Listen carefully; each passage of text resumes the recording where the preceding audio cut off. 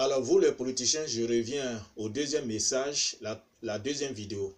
Si vous les politiciens, tout ce que vous faites, rien ne vous réussit, que ce soit les échecs, les humiliations, la désolation, les emprisonnements, ça veut dire que vous êtes liés dans les péchés, dans les fausses doctrines que vous avez commis depuis des années et qui vous tiennent captifs, que rien ne peut vous réussir, à l'exemple de cette image que Dieu nous a révélée.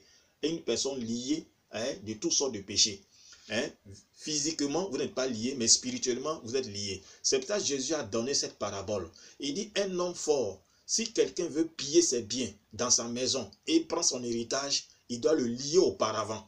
Parce que s'il n'a pas lié auparavant, il ne serait difficile de piller ses biens et prendre son héritage. Donc, si Dieu a donné cette parabole, ça veut dire qu'il y a un monde invisible que quand les gens pêchent réellement, ça les lie et rien ne peut les réussir. Donc, ça vous concerne cette délivrance que Dieu a révélée à l'apôtre Paul dans Colossiens et Éphésiens, le dépouillement des conséquences du péché. C'est codé.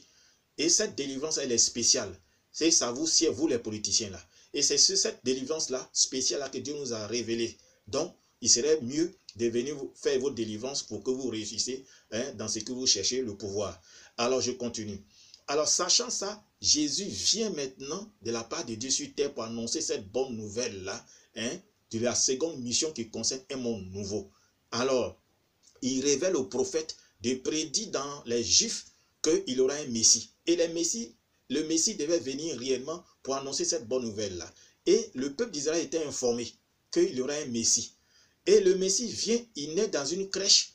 Et le peuple juif ne voulait pas accepter ce Messie qui est né dans une crèche, c'est-à-dire Jésus. Et chez eux, Jésus devait venir comme un roi venant du ciel, entouré des anges, et venir exercer cette mission-là. Et il rejette ce Jésus-là. C'est cela où Dieu aussi s'est révélé au premier président, Feu Félix Boigny, d'aller tisser l'alliance avec Israël. Selon Dieu, dans le monde invisible, cette alliance-là représente une passation de cahier de charges des Juifs qui devaient exercer pour parfaire ce monde-là. Et cette passation de charges-là, de cette mission-là, revenait à la Côte d'Ivoire.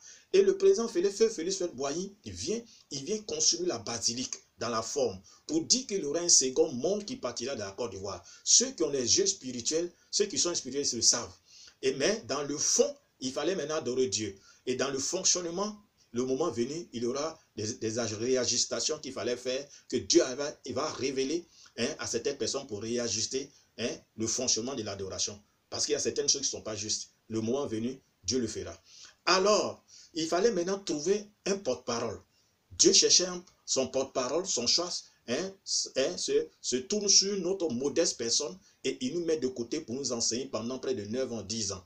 Et ce moment venu, il a voulu que réellement on informe les populations et les dirigeants qui étaient là, les gouvernants qui étaient là. Et c'était le président Laurent Gbagbo et son gouvernement.